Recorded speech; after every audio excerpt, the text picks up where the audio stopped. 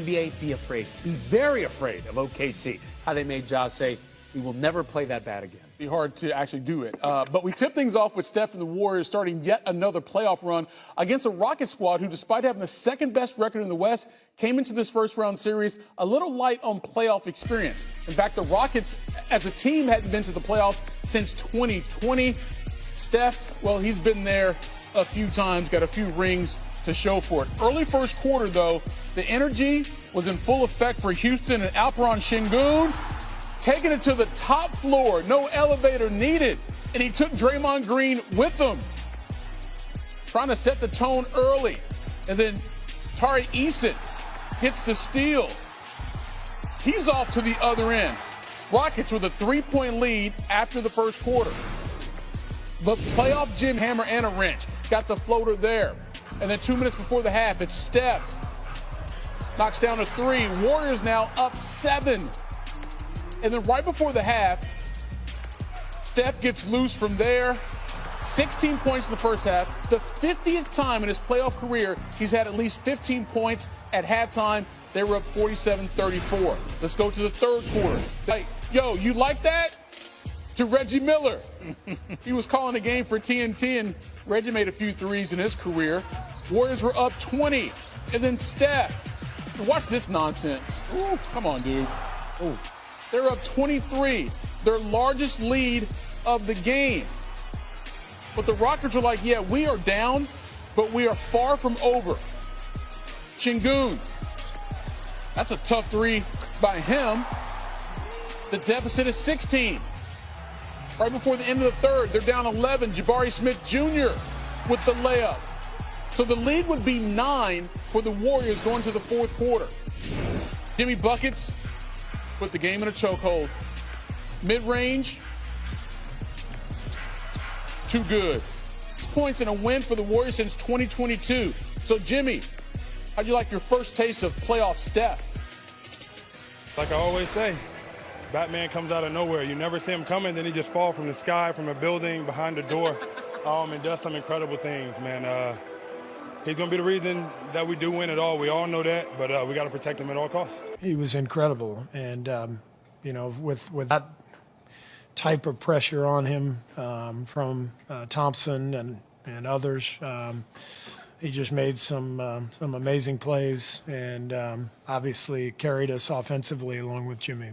Not turning the ball over, getting quality shots is always a good formula. And when we didn't do it, they got out and ran, especially in the first half, and got better in the second and got more particularly well. Obviously, you look at Fred, Jaylen, Amen, didn't have their usual night shooting and still had our chance. So said to the group, guarded well enough, got to have better offensive showing, get our spacing down, and take care of the ball. Joined now by 2008 NBA champion Kendrick Perkins. All right, Perk, look, the Rockets had a tremendous season. They came into this series with a lot of confidence. They started the game with a lot of energy, but they didn't have the playoff experience that the team on the other side did in the Golden State Warriors. How much did that impact what we saw here in Game 1?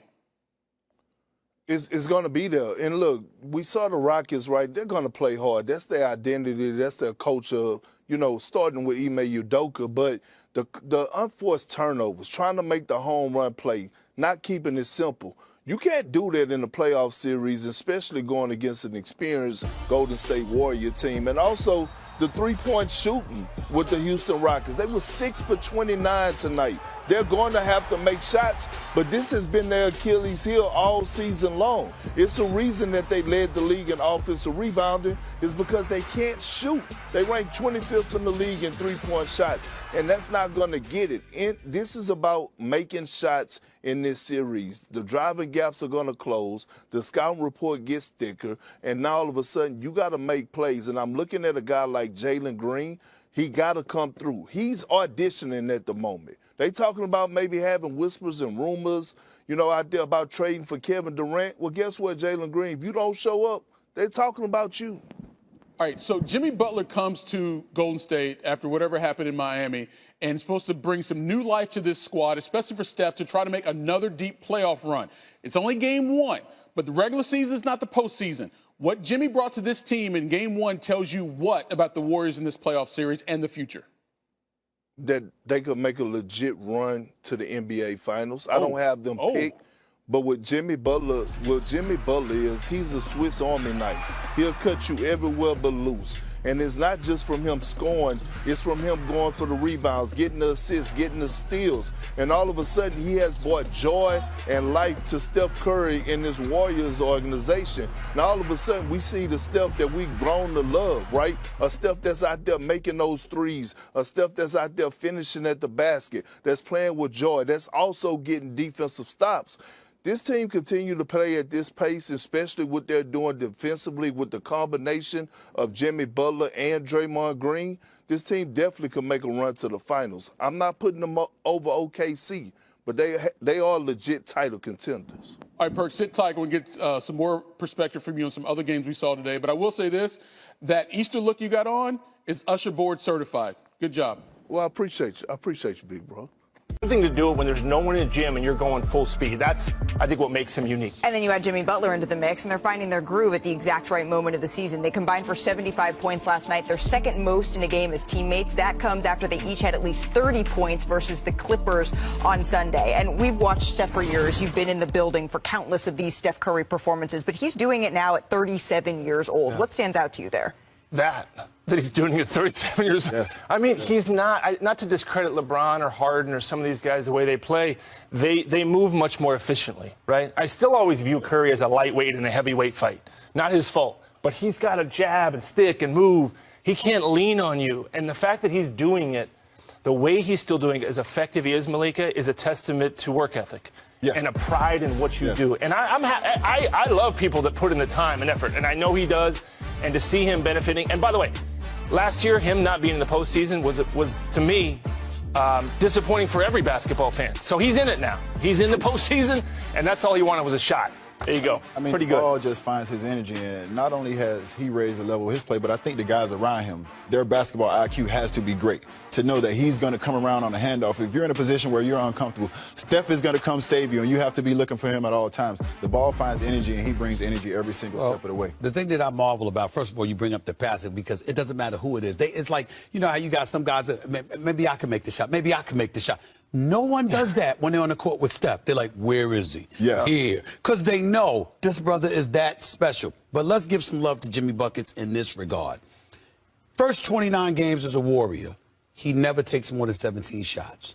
You got to battle with the Clippers for the play-in, and then you got the play-in game last night against Memphis. He shoots more than 20 shots both games. Gets to the free throw line 27 times. Now, this is the thing, and I'm like, I keep telling this to folks.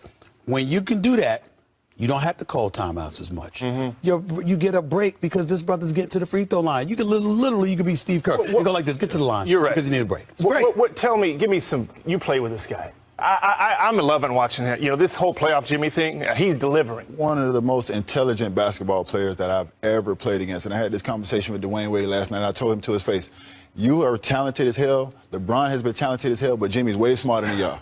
He is very smart. He is an extremely smart basketball player. I mean, to the point where I used to go home after practice and just think about ways to stop him because of the way he scored on me that night. Jimmy just brings it in those moments.